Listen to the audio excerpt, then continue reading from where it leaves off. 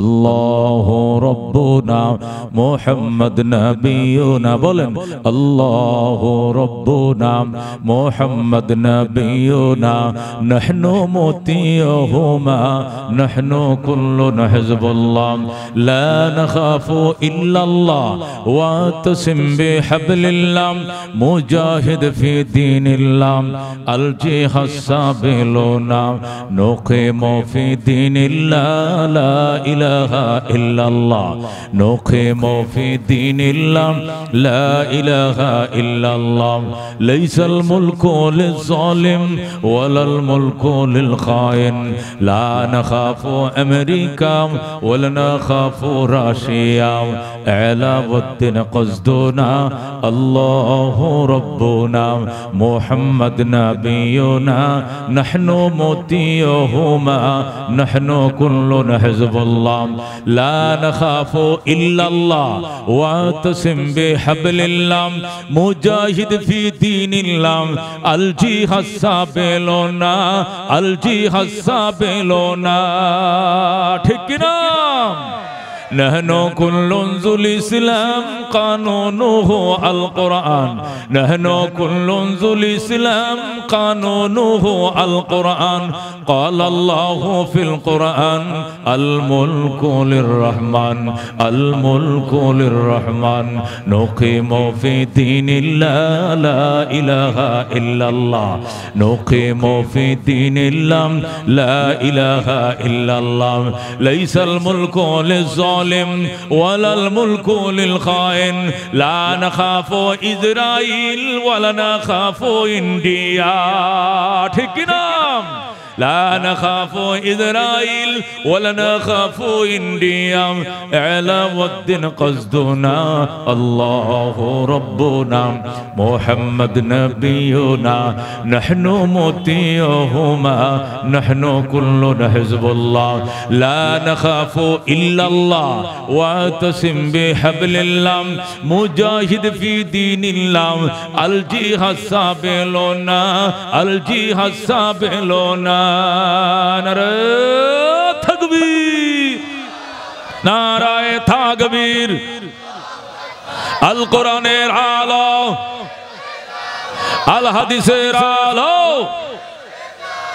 ইসলামের দুশমনেরা এতাতিদের দালালেরা নারায়ে তাকবীর নারায়ে তাকবীর মোহতারাম হাজিরিন আমাকে অনেকেই বলেছেন একজনে ফোন করে বলতেছে হুজুর সেই অনেক বছর আগে না হইলো 10-15 বছর আগে সূরাতুল ফিলের তাফসীর শুনেছিলাম ফুলপুর বাস স্ট্যান্ডের ব্যবসায়ী সমিতির মাহফিলে এখনো সেই রেকর্ড আমরা খুঁজে খুঁজে শুনি আপনি যদি আমাদেরকে ওই সূরা ফিল থেকে আমি বললাম এটা তো লম্বা আলোচনা সংক্ষিপ্ত সময় হলেও যদি ওখান থেকে আলোচনা শোনাইতেন অনেকে আমাকে বলেছে এই আবেদনের পরিপ্রেক্ষিতে আমি আপনাদের সামনে সূরাতুল ফিল তেলাওয়াত করেছি এই সূরাটার নাম সূরাতুল ফিল মক্কা শরীফ নাজিল হয়েছে কোথায় নাজিল হয়েছে মক্কা শরীফ নাজিল হয়েছে 5টা আয়াত আছে এখানে কয়টা আয়াত আছে আলম তারা কাইফা ফাআলা রাব্বুকা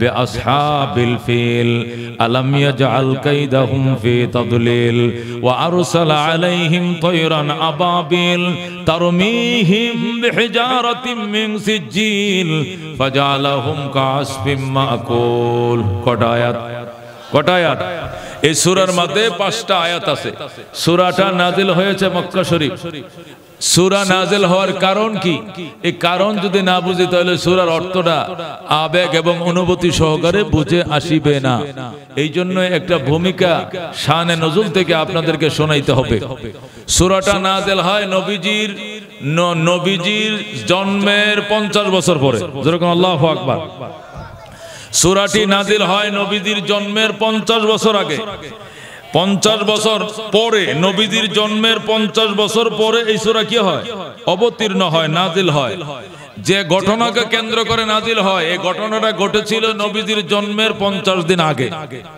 নবীজির জন্মের মাত্র 50 দিন আগের ঘটনাকে বর্ণনা দেওয়ার জন্য জন্মের 50 বছর পরে আল্লাহ তাআলা এই সূরা নাজিল করলেন যেরকম সুবহানাল্লাহ ঘটনা ঘটেছে নবীর জন্মের 50 দিন আগে, ঘটনার বয়ান দিয়েছেন জন্মের 50 বছর পরে। যেরকম আল্লাহু আকবার। 40 বছরে তো তিনি নবী হইছেন, নবী হওয়ার আরো 10 বছর পরে মক্কায় লাস্টে দিয়া এই সূরা নাজিল হয়। যেরকম আল্লাহু আকবার। সূরা নাজিল হয় কোন ঘটনাকে কেন্দ্র করে সেটা আমি বলছি, খেয়াল করে শুনেন। আরবের সীমান্তবর্তী একটা দেশ, এই দেশের নাম হলো ইয়েমেন। বলেন কি নাম? আরবের সীমান্তবর্তী একটা দেশ, এই দেশের নাম ইয়েমেন। আর আফ্রিকার সীমান্তবর্তী একটা দেশ, এই দেশের নাম আবেসিনিয়া। বলেন কি? আবেসিনিয়া এটা আফ্রিকার একবারে লাস্ট বর্ডার, আর ইয়েমেন আরবের লাস্ট বর্ডার। দুইটা দেশের বর্ডার পাশাপাশি। আমাদের সাথে যেরকম হালুয়াঘাট দিয়ে বাংলাদেশ আর ইন্ডিয়ার বর্ডার কি পাশাপাশি, ওই পারে ইন্ডিয়া, এই পাশে বাংলাদেশ, এই পাশে ইয়েমেন, ওই পাশে হলো কি আবেসিনিয়া, ইথিওপিয়া। বর্তমান যেটাকে কি বলা হয়? ইথিওপিয়া বলা হয়, আবেসিনিয়া। আবেসিনিয়ার বর্ডার আর ইয়েমেনের বর্ডার পাশাপাশি। ইয়েমেন হলো আবেসিনিয়ার থেকে 6 গুণ ছোট। কয় গুণ ছোট? 6 গুণ ছোট। আর ইথিওপিয়া হলো ইয়েমেন থেকে 6 গুণ বড়। ইয়েমেনে কোনো সেনাবাহিনী নাই, সামান্য কিছু পুলিশ এবং আনসার দিয়া দেশ চালায়। তবে ইথিওপিয়ার সেনা ছিল। ইথিওপিয়ার রাজার নাম ছিল নাজ্জাশী। কি নাম? বাদশাহ নাজ্জাশী। আবেসিনিয়ার প্রেসিডেন্টের নাম কি ছিল? নাজ্জাশী। তার সেনা প্রধানের নাম ছিল আরিয়াত। খেয়াল করে শুনেন, তার সেনা প্রধানের নাম কি? আরিয়াত। আলিফ রা ইয়া আলিফ তোয়া, আরিয়াত। এগুলো না বুঝলে কোরআনের তাফসীর বুঝবেন না। যেহেতু অল্প সময় আমরা তাফসীরে লাগাইছেন, তাহলে তাফসীর থেকেই বলি। ইথিওপিয়ার সেনাবাহিনীর প্রধানের নাম হলো আরিয়াত। এরপরে উনি রিটায়ার্ডে গেলে পরবর্তী যিনি সেনা প্রধান হবেন, ওনার নাম হলো মেজর জেনারেল আব্রাহা। কি নাম? Major general Abraha. আর প্রেসিডেন্টের নাম কি? নাজ্জাশী। বল, প্রেসিডেন্টের নাম কি? প্রেসিডেন্টের নাম হলো নাজ্জাশী, সেনাবাহিনীর প্রধানের নাম হলো আরিয়াত, সেকেন্ড সেনা অফিসারের নাম হলো মেজর জেনারেল কি? আব্রাহা। এতটুকু মনে থাকলে বুঝে আসবে। নাজ্জাশী তার সেনা প্রধান আরিয়াতকে বলল, আরিয়াত সাহেব, আমি নাজ্জাশী আমার জীবনের কোনো শখ শৌখিনতা বাদ দেই নাই, সব পূরণ করছি। আমার মনের যত আঁশ আছে সব আমি জীবনে পুরা করছি। একটা আঁশ আমার বাকি আছে, একটা স্বাদ আমার বাকি আছে, সেটি কি তুমি পূরণ করতে সক্ষম? আরিয়াত বলল, আদেশ করেন জাহাপনা, যা বলবেন যদি সম্ভব হয় 1 মিনিট দেরি করব না, পূরণ করব। তখন নাজ্জাশী বলল, আমার মন চায় আমার পার্শ্ববর্তী একটা ছোট রাষ্ট্র, আমার বগলের নিচে, আমার বগলের তলে একটা ছোট্ট রাষ্ট্র, এর নাম হলো ইয়েমেন। আমার মন চায় ইয়েমেনকে তুমি দখল করে দিবা। ইয়েমেনের মধ্যে আলাদা কোনো পতাকা থাকবে না, আলাদা কোনো মানচিত্র থাকবে না। ইয়েমেন এটা আবেসিনিয়ার অন্তর্ভুক্ত হয়ে যাবে। আবেসিনিয়ার পতাকা ইয়েমেনের রাজধানীতে উড়বে, ইয়েমেনের নগর শহর বন্দরে উড়বে, অর্থাৎ ইয়েমেনকে দখল করে দিবা। এই কথার প্রস্তাব যখন নাজ্জাশী দিল, তখন আরিয়াত সেনা প্রধান বলল, জাহাপনা, এটা কোনো ব্যাপার নয়, আমি ইয়েমেন দখল করে দেবো, এটা আধা ঘন্টা সময় লাগবে, ইয়েমেন দখল করে দেবো, কিন্তু 2টি কাজ করতে হবে আপনাকে। প্রেসিডেন্ট বললেন, 2টি কাজ কি? 1 নম্বর কাজ হলো, আমার পরবর্তী যিনি সেনা অফিসার, যিনি সেনা প্রধান হবেন, মেজর জেনারেল আব্রাহা, সে হলো ঘাটতেরা অফিসার, গাড় বাঁকা অফিসার।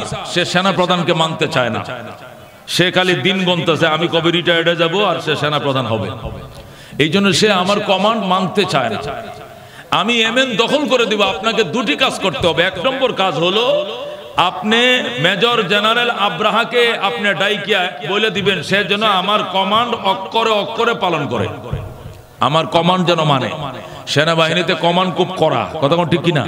সেনা প্রধান যা বলবে সকল সেনা অফিসাররা তাই মানতে হবে, নতুবা বিশৃঙ্খল তৈরি হয়ে যাবে। আমার কমান্ড যেন অক্ষর অক্ষরে পালন করে, এই কথাটা আপনি আব্রাহাকে বলে দিবেন। ঠিক আছে, আমি বলে দিব। আর কি? আরেকটা শর্ত হলো, আপনি সাদা কাগজে স্বাক্ষর করতে হবে। আমি যদি ইয়েমেন দখল করে দেই, তখন ইয়েমেন কি হবে? ইয়েমেন আবেসিনিয়ার অঙ্গরাজ্য হবে, একটা প্রদেশ হবে, একটা অঙ্গরাজ্য হবে। তো এখানে তো একটা গভর্নর লাগবে। হ্যাঁ লাগবে। ওই গভর্নর বানাইবেন আমাকে, আমি আরিয়াতকে গভর্নর বানাবেন। নাজাশি বলে তো সেনা প্রধান কে হবে?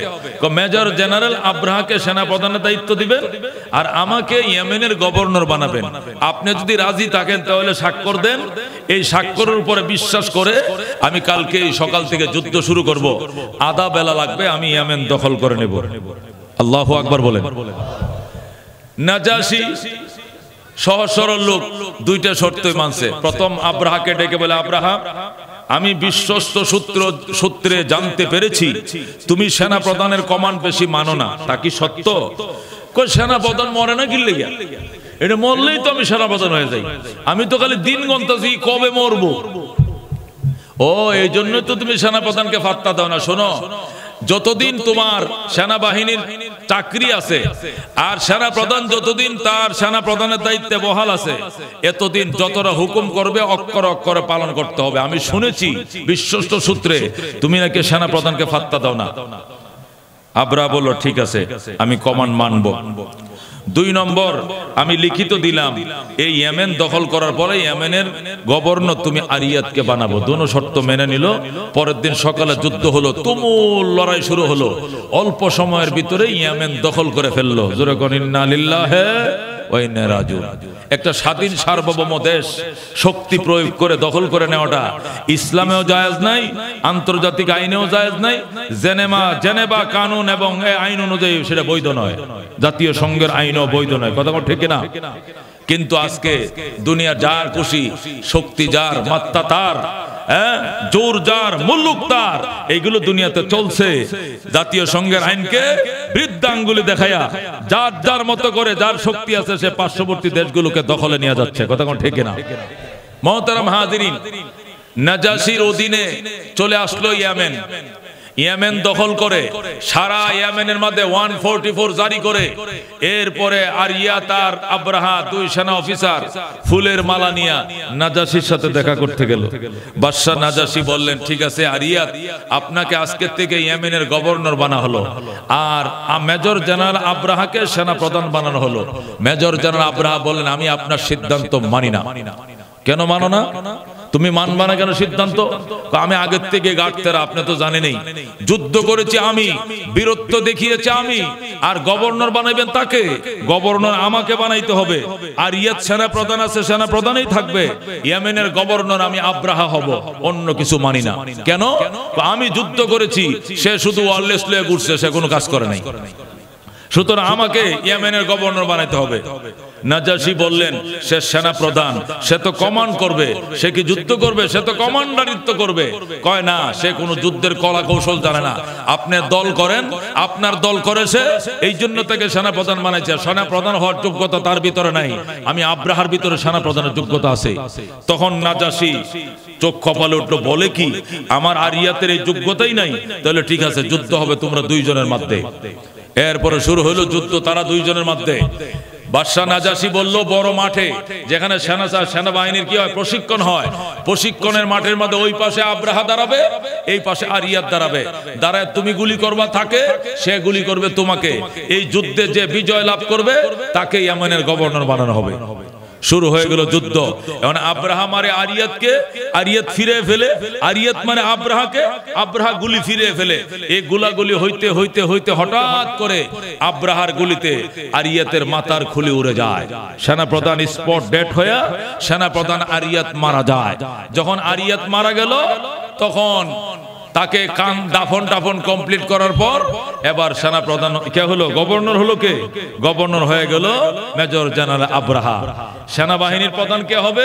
পরবর্তী যিনি 3 নম্বর অফিসার যিনি ছিলেন তাকে সেনা প্রধান বানিয়া আব্রাহাকে এবার ইয়েমেনের গভর্নর বানানো হলো।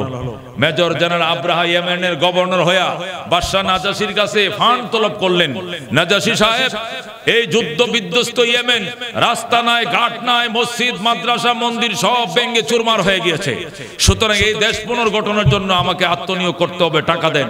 তখন নাজাশি বস্তা ভরা মুদ্রা দিল। এই মুদ্রা দিয়ে আব্রাহা পুরা ইয়েমেনকে পুনর্গঠনে লেগে গেলেন। রাত দিন বিনা বিশ্রামে বিরামহীন শুরু করলেন ইয়েমেন পুনর্গঠন। ব্রিজ তৈরি করতেছে, রাস্তা, স্কুল, বিদ্যালয়, শিক্ষালয়, ইবাদতগাহ, উপাসনালয় সব তৈরি করতে শুরু করলেন।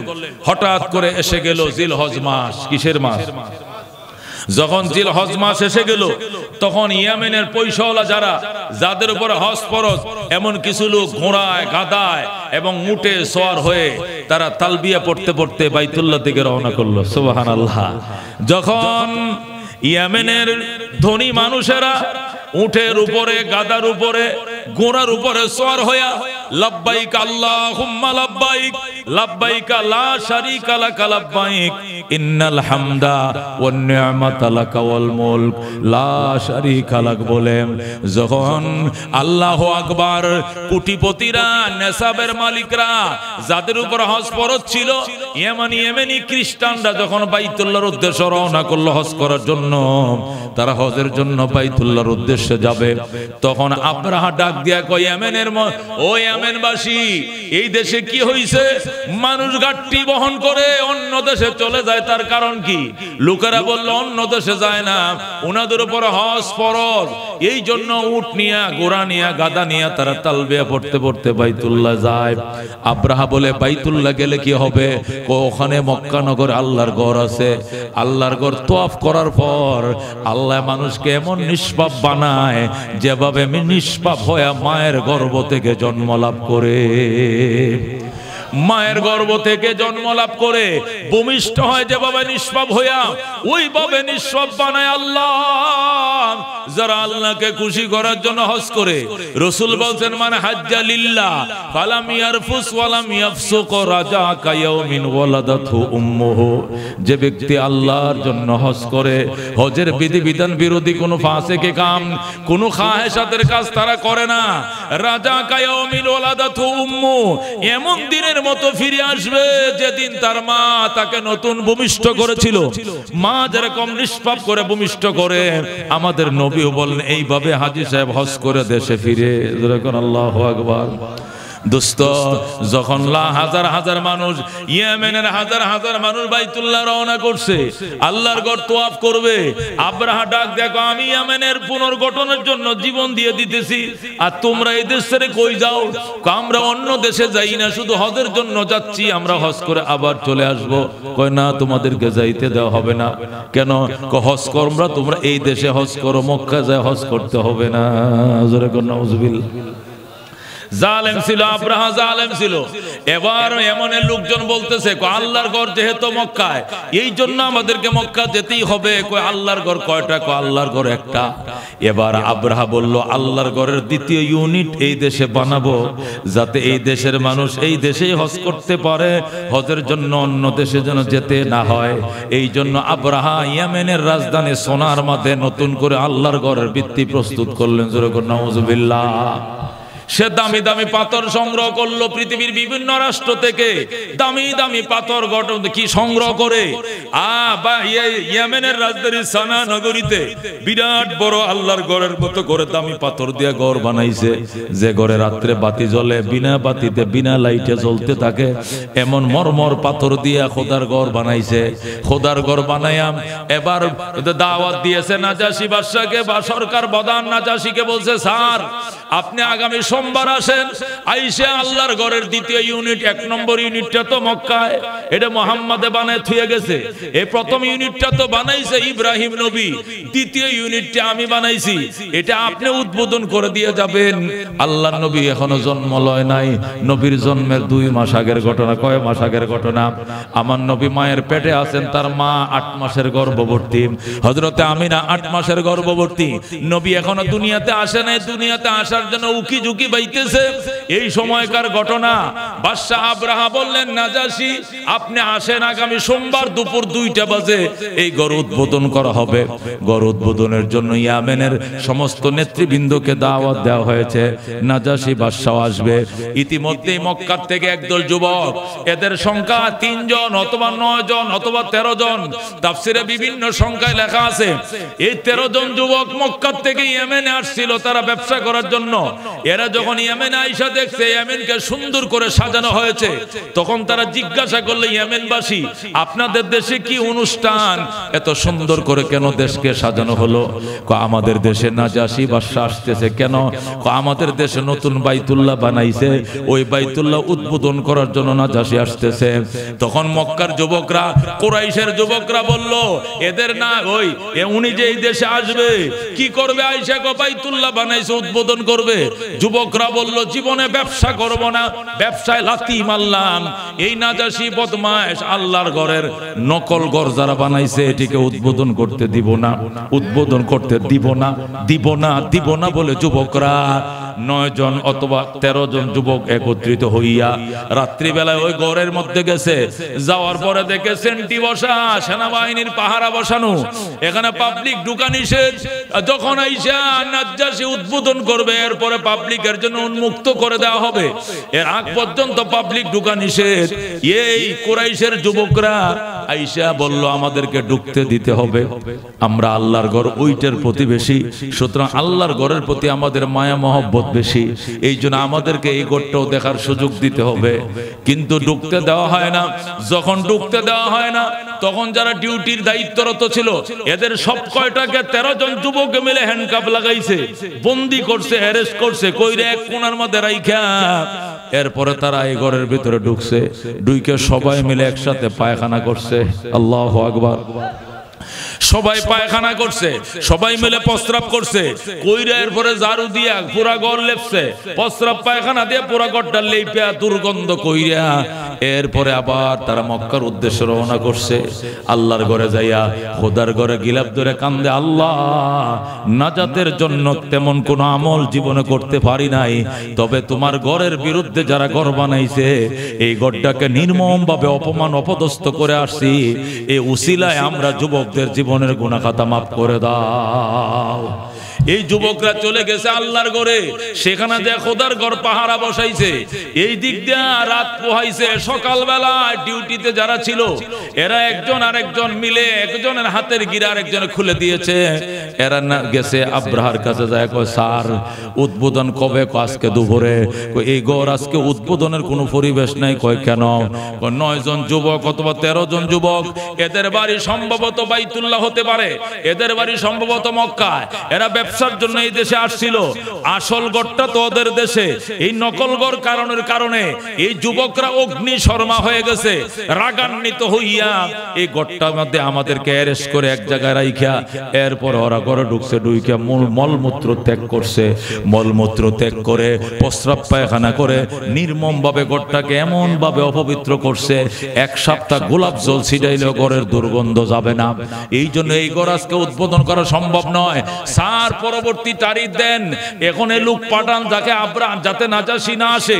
সাথে সাথে আব্রাহা নাজাশীর কাছে নিজেই রওনা করলেন, নিজেই গেলেন, যায় বললেন, স্যার আজকে মহান ঘর উদ্বোধন করা সম্ভব নয়, কারণ একদল যুবক যারা বাইতুল্লাহর প্রতিবেশী ওরা এসে এই ঘরটাকে নির্মম ভাবে অপমান অপদস্থ করেছে। এই জন্য আপনার সাহায্য চাই, সহযোগিতা চাই। আপনি আমাকে 10,000 সৈন্য দিবেন এবং 10টা হাতি দিবেন। নাজাশী বলছে, ঠিক আছে 10টা হাতি দিলাম, 10,000 সেনা দিলাম। আমাকে সৈনিক দিবেন, হাতি দিবেন। সৈন্য দিছে, হাতি দিছে। এই 10,000 সৈন্য নিয়ে 10টা হাতি নিয়ে এরপরে বাদশা আব্রাহা, এই আব্রাহা রওনা করবে। সে ইয়েমেনের সমস্ত মানুষকে এক জায়গায় একত্রিত করছে, করে বলছে, প্রিয় ইয়েমেনবাসী, আপনাদের ইবাদত বন্দেগীর সুবিধার্থে, আপনাদের হজ এবং উমরার সুবিধার্থে বাইতুল্লাহর 2টি ইউনিট আমি তৈরি করেছিলাম, কিন্তু আল্লাহর ঘরে একদল প্রতিবেশী যুবক, সম্ভবত এরা এই দেশে ব্যবসার জন্য এসেছিল, গত রাত্রে এই ঘরটাকে নির্মম ভাবে অপমান অপদস্থ করেছে। এই জন্য এই ঘর উদ্বোধন হবে না, আগে প্রতিশোধ নিব। যারা আমার ঘরকে অপমান করেছে এদের ঘর মাটিতে রাখবো না, মাটির সাথে বিধ্বস্ত করে দিব। নাউযুবিল্লাহ। সুতরাং এই শুভ কাজে তোমরা যারা যেতে চাও আমার সঙ্গে রওনা করো। তখন খ্রিস্ট যুগ ছিল, খ্রিস্টান পাদ্রীরা দাঁড়ায় গেল, প্রতিবাদ করলো, বাদশাহ আব্রাহা, জালেমের বাচ্চা জালেম, তোমার জুলুমে আমাদের পিঠে দেওয়াল লেগে গেছে, আর মুখ বন্ধ করে রাখার উপায় আমাদের নাই। খবরদার করে দিলাম, যে কোনো রাস্তা দিয়াম বাইতুল্লাহর উদ্দেশ্যে রওনা করবা, এই রাস্তার মাঝে হাজার হাজার লাশ পড়ে যাবে, তারপরে তোমাকে বাইতুল্লাহর দিকে যাইতে দেওয়া হবে না। আল্লাহু আকবার। এ মুসলমান, ইয়েমেন থেকে বাইতুল্লাহর দিকে যাওয়ার যতটা রাস্তা ছিল, প্রত্যেকটা রাস্তার মধ্যে যুবকরা শুয়ে পড়ছে, আল্লাহর ঘরে প্রেমিকরা শুয়ে পড়ছে, আর বলছে আমাদের গায়ের উপর দিয়ে হাতি চালায় যদি যাইতে পারো তাহলে যাইতে পারবা, নতুবা একটা কদম তোমাকে আগাইতে দেওয়া হবে না। এইভাবে যখন যুবকরা রাস্তায় শুয়ে পড়লো, তখন আব্রাহা বুঝছে এই দেশের মানুষ আমার সাথে নাই, এই দেশের মানুষ আমার পক্ষে নাই। তখন শুধু সেনাবাহিনীর লোকজন নিয়ে আর 10টা হাতি নিয়ে রওনা করছে। এই দিক দিয়ে যুবকরা রাস্তায় শুয়ে পড়ছে, আল্লাহর ঘরের প্রেমিকরা যুবকদের মাথার উপরে গায়ের উপরে হাতি চালায় হাজার হাজার যুবককে শহীদ করে এরপরে সে রওনা করলো লৌহ মানব। এই নরপিচাস, এই লৌহ মানব যখন ইয়ামিনী যুবকদেরকে হত্যা করা শুরু করলো, তখন খ্রিস্টানদের যিনি পপ ছিলেন, পাদ্রী ছিলেন, ওই প্রধান পাদ্রী সকলকে ডাকলো, ডাইকে বলল যুবকদেরকে রাস্তার থেকে উঠায় ফেলো, এইভাবে মৃত্যুর দরকার নাই, শাহাদতের দরকার নাই, সবাই গির্জার মধ্যে ঢুকো, এর বিরুদ্ধে বদদুয়া করব আল্লাহর দরবারে। তখন সমস্ত খ্রিস্টানরা, পাদ্রীরা, সকল পাদ্রীরা, খ্রিস্টানরা গির্জায় গেল। ওদের যে প্রধান গির্জা ছিল, তখন তো ইসলামের যুগ নয়, আমাদের নবী আসে না, আমাদের নবীর মাত্র 2 মাস আগের ঘটনা বলতেছি। আমাদের নবী আসলে 40 বছর পরে না ইসলাম ধর্ম হইছে, এর আগে তো ইসলাম ধর্ম ছিল না, ঈসা আলাইহিস সালামের ধর্ম ছিল, খ্রিস্টান ধর্ম ছিল। রহমতুল লিল আলামিন তখন দুনিয়াতে আসেন নাই, আল্লাহর হাবিব সাল্লাল্লাহু আলাইহি সাল্লাম আসেন নাই। ও দুস্থ খ্রিস্টান পাদ্রীরা সমস্ত খ্রিস্টান ধর্মযাজকদেরকে গির্জা ডাকলেন, ডাইকা মুনাজাত এবং বদদুয়ার আয়োজন করলেন। মুনাজাত করতে শুরু করলেন, আল্লাহ, যে আব্রাহা জালেম বাদশা জোর করে শক্তি প্রয়োগ করে আমাদের দেশকে দখল করে নিয়েছে, আমাদের দেশের পতাকা নামিয়া আবেশিনিয়ার পতাকা উড়াইছে, প্রথম জুলুম করেছে, আমাদের স্বাধীনতা কেড়ে নিয়েছে। 2 নম্বর জুলুম হলো তাম পৃথিবীর ইমানদারদের কলিজার টুকরা আল্লাহর ঘর বাইতুল্লাহকে ভাঙ্গার জন্য সে প্ল্যান প্রোগ্রাম করেছে। এই জন্য তার গতিপথ প্রতিরোধ করার জন্য, তার পথ প্রতিরোধের জন্য হাজার হাজার যুবক জীবন দিয়েছে। এরপরেও সে রওনা করেছে, আল্লাহ তোমার দরবারে আমার ফরিয়াদ, যে জালেম তোমার ঘর ভাঙতে যায়, তুমি রাস্তার মধ্যে তার ঘাড় ভেঙে দিও। এ জালেম কি করে তোমার ঘর ভাঙতে যায়, আমাদের ফরিয়াদ তুমি তার ঘাড় ভেঙে দাও। এইভাবে যখন মোনাজাত শুরু হলো, তাফসিরে রুহুল মানি ওয়ালা লেখে, মোনাজাত শুরু হয়েছে, কাটা মুরগির মতো গড়াগড়ি করতেছে মোনাজাতে পাদ্রীরা, সমস্ত ধর্মগুরু ধর্মযাজকরা কাঁদতেছে, কাঁদতে কাঁদতে কাঁদতে কাঁদতে যখন বন্যা হয়ে গেছে, হঠাৎ করে আওয়াজ আসতেছে, কান্দা বন্ধ করো, মোনাজাত শেষ করো, আমি তোমাদের চোখের পানি, যুবকদের গায়ের রক্ত আমি কবুল করে ফেলেছি, আমি একে মেনার ময়দানে মাটির সাথে মিশিয়ে দেব। আল্লাহু আকবার। আমার ঘরের কাছেও যাইতে দেব না। ও দুষ্ট, আল্লাহ ছাড় দেয়, ছেড়ে দেয় না, কথা ঠিক কিনা? আলেম ওলামাদেরকে সেহরি খাইতে দাও নাই, সারাদিন রোজা রাখার পর ইফতার খাইতে দাও নাই, ইফতার খাওয়ার পর পরের দিন রোজার মাস সেহরি খাইতে দাও নাই, তারাবি পড়তে দাও নাই। আজকে তোমরা কোথায়? উলামায়ে কেরাম দেশে আছে, তোমরা তো দেশ ছেড়ে পালিয়ে গিয়েছ, কথা ঠিক কিনা? আল্লাহু আকবার, আল্লাহু আকবার। হুশিয়ার, সাবধান, হুশিয়ার, সাবধান।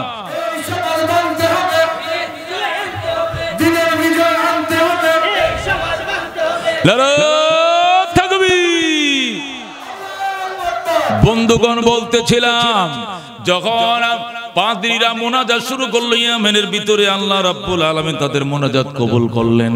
আল্লাহ বললেন, যাও যাও, তোমাদের মোনাজাত কবুল করলাম। এই আব্রাহা আমার ঘরের অনেক নিরাপদ দূরে থাকতে তার ঘাড় আমি ভেঙে দিব। আল্লাহু আকবার। দোস্ত, যখন মোনাজাত কবুল হলো, মোনাজাত কবুল হওয়ার পর বিরহমাতিকা ইয়া আরহামার রাহিমিন বলার পর এবার সকল শ্রোতারা জিজ্ঞাসা করে, স্যার কি হয়েছে? দোয়া কবুল হয়ে গেছে। কি হবে?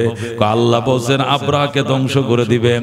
তখন পাদ্রীরা বলতেছে শত্রুর ধ্বংসলীলা দেখার জন্য আমাদের তো মন চায়, আমাদের কাউকে পাঠাইবেন কিনা? তখন বলল সাহস এমন কার আছে দৌড়ের গোড়া দিয়া বিকল্প রাস্তা দিয়া আব্রাহার আগে বাইতুল্লাহ পৌঁছাইবা কে রাজি আছো? তখন নাসির নামক একজন পাদ্রী দাঁড়াইছে। আল্লাহু আকবার। নাসির নামক একজন পাদ্রী দাঁড়াইছে, দাঁড়ায় বলতেছে ওগো আমাদের পপ, ওগো আমাদের প্রধান পাদ্রী সাহেব, আব্রাহা যে রাস্তা দিয়ে রওনা করছে আমি অন্য রাস্তা দিয়ে যাব, ওনার আগে আমি বাইতুল্লাহ পৌঁছে যাব। আল্লাহর ঘরের কিনারে বড় যে পাহাড় আছে জাবালে আবু কুবাইস, ওই আবু কুবাইস পাহাড়ের টিলার উপরে আমি বসবো। সেখান থেকে আমি নিজে ছজককে দেখবো আল্লাহ দুশমন কেমনে দুলিশাত করে। সুবহানাল্লাহ। এ দোস্ত, নাসির চলে যায় দৌড়ের গোড়া দিয়ে মক্কায়, যাইয়া আল্লাহর ঘরে মুনাজাত করে, আল্লাহ তোমার ঘর আমাদের কলিজার টুকরা, তোমার ঘর আমাদের কলিজার টুকরা, তোমার ঘর ভাঙতে আইতেছে আব্রাহাম, আমরা মুনাজাত করছি, তুমি আশ্বস্ত করছো দুশমনকে ধ্বংস করে দিবা। আল্লাহ তোমার কাছে আমাদের ফরিয়াদ, আল্লাহ ওগো রব্বুল আলামিন তুমি তার ঘাড় ভেঙে দিও, তোমার ঘরের একটা ইট যেন সে খুলতে সক্ষম না হয়। আল্লাহু আকবার। এই বলে নাসির বাইতুল্লাহর সামনেতে জমজমের পানি নিছে আর খেজুর নিচে নিয়ে ওই উঠছে জাবালে আবু কুবাইসের মাথার উপরে। সেখানে ছোট্ট একটা গুহা আছে, দুইজন মানুষ বসতে পারে মতো, সেখানে ছোট্ট একটা গুহা আছে, সেখানে উঠে সে বসছে। বসার পরে দেখা গেছে আব্রাহা বাহিনী আইসে গেছে, মিনা প্রান্তরে আইসে গেছে। 10,000 সৈন্য 10টা হাতি নিয়ে যখন মিনায় চলে আসছে, মিনায় চলে আসার পরে ধরছে তার কানা উল্লা। কে ধরছে? যেদিকে পাহাড় ওইদিকে দেখা যায় রাস্তা, ওখানে যায় ঢুসকায়, আগাইতে পারে না। যেদিকে রাস্তা ওইদিকে রাস্তা দেখে না, দেখা যায় পাহাড়। খোদায় কানা উল্লা ধরা দিছে এদেরকে, রাস্তা খুঁজে পায় না। এক জায়গায় 3 দিন পর্যন্ত ঘুরতেছে, আল্লাহর ঘর খুঁজে পায় না। এখন তাদের খাবার ফুরায় গেছে, পানিও ফুরায় গেছে। তখন আল্লাহর নবীর দাদা আব্দুল মুত্তালিবের ছাগল বকরিগুলো এখানে ছড়াইতেছিল, জোর করে ছাগল বকরিগুলো ধরে নিয়ে গেছে। রাখাল্লাহ বলে আপনারা কারা? আমরা ইয়েমেনবাসী। কোথায় যাবেন? বাইতুল্লাহ ভাঙতে যাই। তখন তাদের কান খাড়া হয়ে গেছে, দৌড়ে যায় আব্দুল মুত্তালিবের কাছে সংবাদ বলছেন। আব্দুল মুত্তালিব দৌড়ের গোড়া দিয়ে আইছে, আইসা বলতেছে তোমরা কারা? নাহানু আহলুল ইয়েমেন, আমরা ইয়েমেনবাসী। আইনা তুরিদুন, কোথায় যাইবা? নুরিদু বাইতাল্লাহ, আল্লাহর ঘরে যাব। কেন? লিনুহদিমা বাইতাল্লাহ, খোদার ঘর ধ্বংস করে দেওয়ার জন্য। জোরে কোন নাউজুবিল্লাহ। আব্দুল মুত্তালিব কো ভালো কথা, খোদার ঘর যদি ভাঙতে পারো তাহলে ভাঙবা, আর খোদার যদি ক্ষমতা থাকে তাহলে ফিরাইবে। এখানে খোদার ঘর নিয়ে আমার কোনো মাথা ব্যথা নাই। তবে তোমাদের কাছে জানতে চাই, খোদার ঘরের পাশেই আমার একটা মাটির ঘর আছে, এটা ভাঙবানি। কয় না, অন্য কারো ঘর আর দিব না। কয় যদি আমার ঘরটাও ভাঙার নিয়ত থাকে তাহলে কও গিরা ঘোরা ছুড়ে ফেলামো। আল্লাহু আকবার। হাত পায়ের গোসা কাইটালামো, হাতের গিরা কাইটালামো, জিব্বাটা আল্লাহর ঘরের কিনারে একটা মাটির ঘর আছে, ওই ঘরটা আমি বাইতুল্লাহর মুতাওয়াল্লি আব্দুল মুত্তালিবের, এই ঘরটা ভাঙবে কিনা ক? তখন আব্রাহা বলে না, আমরা অন্য কারো ঘর ভাঙার প্রোগ্রাম নাই। আপনি কে? ক আমি ওই বাইতুল্লাহর মুতাওয়াল্লি সভাপতি। ক আল্লাহর ঘর ভাঙবো, আপনার মাথা ব্যথা নাই? আপনার ঘর নিয়ে মাথা ব্যথা, তার কারণটা কি? ক আমার ঘরের যেরকম আমি মালিক, ওই ঘরের একজন মালিক আছে, উনি ফাললে উনার ঘর উনি রক্ষা করবে, আরেকজনের মাথা ব্যথা আমার দরকার নাই। আল্লাহু আকবার। নিজের ভাত খায় আরেকজনের কামলা দেওয়ার দরকার নাই। যার ঘর সে যদি রক্ষা করতে পারে করবে। আমার ঘর রক্ষা করার দায়িত্ব আমার, আল্লাহর ঘর রক্ষা করার দায়িত্ব আমার আল্লাহর। জোরে কর আল্লাহু আকবার। এইভাবে যখন বলল তখন তো ভয় পেয়ে গেছে আব্রাহা। আব্দুল মুত্তালিব ডাক দিয়া কয় আমি গেলাম, আমি জিজ্ঞাসা করতে চাই তোমরা কি আমার ছাগল বকরি ধরছনি? কয় হ্যাঁ, কিছু ছাগল বকরি ধরা হয়েছে, কারণ আমাদের খাবার ফুরায় গেছে। কয় গিরা ছুড়াইলাম, জলদি ছাগলটি সার। সাথে সাথে ছাগল বকরিগুলো ছেড়ে দিয়েছে। আব্দুল মুত্তালিব কয় আমি গেলাম, আসেন দেখা হবে বাইতুল্লাহর পাশে। যখন আল্লাহু আকবার এতটুক বলে আব্দুল মুত্তালিব চলে গেছে। যাইয়া আল্লাহর ঘরের গিলাফ ধরে হায় রে কান্না, চোখের পানিতে হয়ে গেছে বন্যা। আব্দুল মুত্তালিব কান্দে, আল্লাহ খিদমাতুল হাজ শারাফুল্লাহ না, ইয়া আল্লাহ হাজীদের খেদমত করে এটা আমাদের গর্ব, এটা আমাদের অহংকার। তোমার ঘর সকালবেলা ঝাড়ু না দিয়ে নিজের ঘরটাও ঝাড়ু দেই না, তোমার ঘরটা ঝাড়ু দেওয়াকে আমরা গর্বের জিনিস মনে করি। হাজীদের পানি পান করাই, হাজীদেরকে ডেকসি পাতিল দেই, হাজীদেরকে আমরা খেদমত করি, হান্ডি পাতিল দেই, লাকড়ি দেই, রান্না বাড়ার ব্যবস্থা করে দেই। তোমার ঘরের খেদমত করাটা আমাদের হাজার বছরের ঐতিহ্য। আজকে তোমার ঘর ভাঙতে আইতেছে। আল্লাহ তোমার ঘর যদি ভাঙতে পারে আব্রাহা, আর তুমি যদি প্রতিক্রিয়া না জানাও, তুমি যদি অ্যাকশনে না যাও, দুনিয়ার মানুষ বলবে এই ঘরের কোনো মালিক নাই, এই ঘরের কোনো মালিক নাই, এটা আল্লাহর ঘর, এটা মিছা কথা। মানুষ বিশ্বাস করতো না এটা তোমার ঘর, এটা বাইতুল্লাহ, মানুষ আর বিশ্বাস করবে না গো মাওলা। আব্দুল মুত্তালিব হাউমাউ করে কাঁদতেছে, আল্লাহ আমার ঘরটা বাংলে যেরকম আমার কলিজা আঘাত লাগবে, তোমার ঘরটা বাংলে যদি তোমার মায়া না লাগে, মানুষের আস্থা চলে যাবে, এই ঘর জিয়ারত করতে মানুষ আর আসবে না। সুতরাং তোমার দরবারে ফরিয়াদ, তোমার ঘর তুমি রক্ষা করো। এই কথা বলে যখন কান্না শুরু করছে, বাইতুল্লাহর উপর থেকে আওয়াজ আইতেছে, আব্দুল মুত্তালিব কান্দিস না, আমার ঘরের অনেক দূরে থাকতে দুশমনকে আমি পাউডার বানায় ফেলবো। যখন আল্লাহু আকবার, তুই চিন্তা করিস না আব্দুল মুত্তালিব, আমার ঘরের কিনারেও আসতে পারবে না শত্রু, আমার পাশেও আসতে পারবে না, আমার ঘরের কিনারেও আসতে পারবে না। আল্লাহু আকবার। এইভাবে যখন আওয়াজ শুনছে, তখন আব্দুল মুত্তালিব খুশি হইয়া এক মশক জমজমের পানি, অল্প কিছু খুরমা খেজুর নিয়ে সে উঠছে পাহাড়ের উপরে। ওইটা গুহা খুঁজতেছে কোথায় বসবে, গুহা তো নাই, একটা গুহা পাইছে, এখানে যেই মাত্র মাথা ঢুকাইছে, আর এক মাথার সাথে টাস করে টাক্কর লাগছে। আল্লাহু আকবার। মাথা ঢুকাইছে, আরেকজন তো ঢুকে রয়েছে আগে, নাসের, কথা কোন ঠিক কিনা? ওই যে খ্রিস্টান, ইয়েমেনের খ্রিস্টান নাসের তো আগেই বসে রয়েছে। আব্দুল মুত্তালিব উন্দে সুন্দে যখন মাথা ঢুকাইছে, ওই পাত্রীর মাথার সাথে বাড়ি খাইছে। এটা কই, কে কে কে কে ভাই, আমার কাল্লা ফাড়ায় ফেলাইছো কে? আব্দুল মুত্তালিব কো, আমি আব্দুল মুত্তালিব। তুই কে? কো, আমি পাত্রী নাসের। বাড়ি কই তোর? কো, আমার বাড়ি ইয়েমেনে। তুই এনে আয় বইছস কি জন্য? কো, ভাই তুমি আল্লাহর ঘরের মুতাল্লি, তুমি তো খবর রাখো না, তোমার ঘর ভাঙ্গার জন্য আব্রাহা আমাদের জালেম বাদশা তোমার দেশে আইসা অপেক্ষা করতেছে। আব্দুল মুত্তালিব কো, দো বেটা, এই সমস্ত ফালতু কথা কইস না, আমি আইছি আর ধ্বংসলীলা দেখার জন্য। নাসের কো, আমরাও তো আইছি তার ধ্বংসলীলা দেখার জন্য। আল্লাহু আকবার। আব্দুল মুত্তালিব কয়, তুই কয় রাত ধরে এখানে? কয়, আমি আরো 2 রাত আগের থেকে এখানে আশ্রয় নিয়েছি। দেখছস নি কোনো আলামত? নাসের কয়, আমি দেখছি হাজার হাজার পাখি, ওই জেদ্দা সাগরের দিক থেকে, আরব সাগরের দিক থেকে হাজার হাজার পাখিগুলো আসে। সুরমা কালারের পাখিগুলো, চড়ুই থেকে একটু বড়, কবুতরের থেকে ছোট, সুরমা কালার, পায়ের পাঞ্জাগুলো লাল, ঠোঁট 2টা লাল, 2 পায়ের মধ্যে 2টা পাথর, আর টুডের মধ্যে একটা পাথর, 3টে অ্যাটম বোম লইয়া এরা আল্লাহর ঘরের উপর 2.5টা গুরাম দিয়া চলে যায়। এরা যেন আল্লাহর ঘরকে সান্ত্বনা দেয়, ওগো খোদার ঘর কান্দিস না, আমরা প্রত্যেকটা ইটা হেফাজত করব, তোর ঘরের কিনারেও দুশমনকে আসতে দিব না। এদের মহড়া দিকে আমার আন্দাজ হয়েছে এর আল্লাহর ঘর হেফাজতের জন্য মহড়া দিতেছে। আব্দুল মুত্তালিব কো, আমি দুশমনের সাথে মাত্র কথা কই আইছি, যে ডায়লগ মারছি জীবনে আইতো না, এটি যা কই আইছি জীবনে আইতো না। এটি 3 দিন পর্যন্ত কানা উল্লা ধরছে, খালি ঘুরতাছে। আমার ছাগল বকরিগুলো ধরে নিয়ে গিয়েছিল, সবটি ছাড়াই দিছি। এরা এখন উবাসে হইলো মরবো, না হলে রাস্তা হারায় মরবে, এদিকে আসতে পারবে না। আমি আল্লাহর ঘর ধরে শপথ করেছিলাম, কেঁদেছিলাম, আল্লাহ আমাকে আশ্বস্ত করেছেন খোদাদেরকে ধ্বংস করে দিবে। আল্লাহু আকবার। নাসের কো, আমরাও সেখানে কেঁদেছি, এমনে আল্লাহ আমাদেরকে সেখানে আশ্বস্ত করেছেন ধ্বংস করে দিবে। আব্দুল মুত্তালিব কইতে হইলে আমরা 2 জন মিলে দেখি, দুজন একসাথে বইছে, ওই দেখা যায় পুরা আরাফার ময়দান, মিনার ময়দান সব দেখা যায়, মুজদালিফা দেখা যায়, জাবালে আবি কুবাইস পাহাড় থেকে। জোরে কোন আল্লাহু আকবার। যে পাহাড়ের উপরে নবীজির হাতের ইশারায় চাঁদ 2 টুকরা হয়ে একটা টুকরা যে পাহাড়ে পড়ছিল, ওই পাহাড় জাবালে আবি কুবাইস পাহাড় ধরে আল্লাহু আকবার। ওই আবি কুবাইস পাহাড়ের টিলার উপরে আব্দুল মুত্তালিব বসা, পাদ্রী নাসির বসা। আল্লাহু আকবার। তারা হঠাৎ করে দেখে আবার পাখির ঝাঁক আসলো। কুটি কুটি পাখি এমন ভাবে আল্লাহর ঘরের উপরে উড়াল দিল, আকাশটা পর্যন্ত ডাইকে গেছে, দেখা যায় না।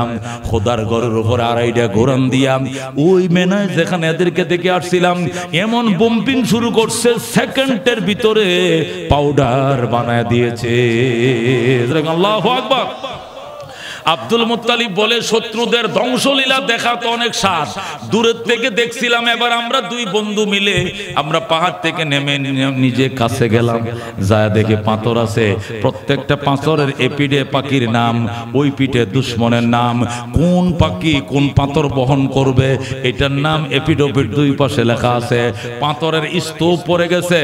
আমরা এ গরুরা খড় খাইলে, গরুরা খের খাইলে যেরকম চাবায়া বুশির মতো ফালায় দেয়, এরকম বুশির মতো শুধু মানুষের হাড্ডি গুলো দেখছি বুশি হয়ে গেছে, একটা অস্তিত্ব পর্যন্ত নাই। আমরা ডরে সেখান থেকে চলে আসছি, কারণ আযাবের জায়গায় বেশিক্ষণ অবস্থান করতে নাই। আল্লাহ নবী সাল্লাল্লাহু আলাইহি সাল্লামের দাদা এই ঘটনা দেখলেন নবীর জন্মের 2 মাস আগে। নবীর জন্মের 50 বছর পরে আমার আল্লাহ এবার কোরআন নাজিল করে বলেন, আউযু বিল্লাহি মিনাশ শাইতানির রাজিম, বিসমিল্লাহির রহমানির রহিম, আলাম তারা কাইফা ফাআলা রাব্বুকা বিআসহাবিল ফিল। আল্লাহ বলেন, আলাম তারা, আমার বন্ধু আপনি কি দেখেন নাই? রাসূল কো কি দেখতাম, কি দেখতাম? কো কাইফা ফাআলা রাব্বুকা, আইয়া ফিলিন ফাআলা রাব্বুকা, কেমন আচরণ করেছেন আপনার রব। কাইফা বিমানা আইয়া, কাইফা বিমানা কি আইয়া, তাফসীরে আপনারা পড়ছেন। আল্লাহ বলেন, আলাম তারা, আমার বন্ধু আপনি কি দেখেন নাই? কাইফা ফাআলা রাব্বুকা, কেমন আচরণ করেছেন আপনার রব। বিআসহাবিল ফিল, হস্তি বাহিনীর সঙ্গে কেমন আচরণ করেছেন আপনার রব, আপনি কি দেখেন নাই? নবীকে আমি কেমনে দেখব? আমি তো ওই সময় জন্মই হই নাই, আমি আমার মায়ের পেটের ভিতরে ছিলাম, দেখব কেমনে? আমি জন্মের পরে বড় হয়ে আমি দাদার মুখে শুনছি, চাচাদের মুখে শুনছি, কিন্তু দেখার তো প্রশ্নই আসে না। যখন আল্লাহু আকবার। আল্লাহ কো ঠিক আছে, যেহেতু দেখেন নাই তাহলে আমি নিজেই আপনাকে বলছি, বলেন আল্লাহু আকবার। আল্লাহ বলে, আলাম তারা, আমার বন্ধু আপনি কি দেখেন নাই? কাইফা ফাআলা রাব্বুকা, কেমন আচরণ করেছেন আপনার রব। বিআসহাবিল ফিল, হস্তি বাহিনীর সঙ্গে। আলাম ইয়াজাল কাইদাহুম ফি তাদলিল, আল্লাহ কি তাদের ষড়যন্ত্রকে নস্যাৎ করে দেয় না? আল্লাহু আকবার। আলাম ইয়াজাল, আল্লাহ প্রশ্ন করতেছেন, আলাম ইয়াজাল কাইদাহুম, আল্লাহ কি তাদের ষড়যন্ত্রকে নস্যাৎ করে দেয় নাই? আলাম ইয়াজাল কাইদাহুম ফি তাদলিল, তাদের ষড়যন্ত্র কি আল্লাহ ধূলিসাৎ করে দেয় নাই? আল্লাহর হাবিব ডাক দেয়া কো, আল্লাহ ষড়যন্ত্র কেমনে নস্যাৎ করছে শুনছি, তবে আমি দেখি নাই। এই দুর্ঘটনা দেখার ভাগ্য আমার হয় নাই, কারণ আমি আমার মায়ের পেটের ভিতরে ছিলাম। জন্মের 50 বছর পর আপনি আমারে বলতেছেন, আলাম তারা, তুমি কি দেখো নাই? আমি কেমনে দেখবো, আমার তো জন্ম হয় নাই। আল্লাহ কথা হইলে শোনো, ওয়া আরসালা আলাইহিম তায়রান আবাবিল, পাঠিয়েছিলেন আপনার, ওয়া আরসালা রাব্বুকা, এবং আপনার রব পাঠিয়েছিলেন আলাইহিম, সেই হস্তি বাহিনীর বিরুদ্ধে, তায়রান পাখি, আবাবিল ঝাঁকে ঝাঁকে। যখন আল্লাহু আকবার। ওয়া আরসালা আলাইহিম তায়রান আবাবিল, এবং পাঠিয়েছিলেন, ওয়া আরসালা রাব্বুকা, এখানে রাব্বুকা মাহজুব আছে, ওয়া আরসালা রাব্বুকা, এবং পাঠিয়েছেন আপনার রব আলাইহিম, আই আলা খালাফিহিম, আলা হালাকিহিম, হস্তি বাহিনীকে ধ্বংস করার জন্য আপনার রব পাঠাইছেন তায়রান পাখি, আবাবিল ঝাঁকে ঝাঁকে। ইব্বুলুনের বহুবচন আবাবিল, অথবা ইব্বিলুনের বহুবচন আবাবিল। ইব্বুলুন, ইব্বিলুন বহুবচন আবাবিলুন। ইব্বিল শব্দের অর্থ হলো ঝাঁকে ঝাঁকে। আবাবিলের কোনো পাখির নাম নয়, আবাবিল শব্দের অর্থ হলো ঝাঁকে ঝাঁকে। তায়রান শব্দের অর্থ হলো পাখি। যখন আল্লাহু আকবার। আল্লাহ বলেন, ওয়া আরসালা আলাইহিম তায়রান, পাঠিয়েছেন আপনার রব হস্তি বাহিনীকে। ওই হস্তি বাহিনীকে ওই আব্রাহা বাহিনীকে ধ্বংস করার জন্য তয়রান পাখি আবাবিল ঝাঁকে ঝাঁকে দলে দলে কি করেছিল পাখিগুলো।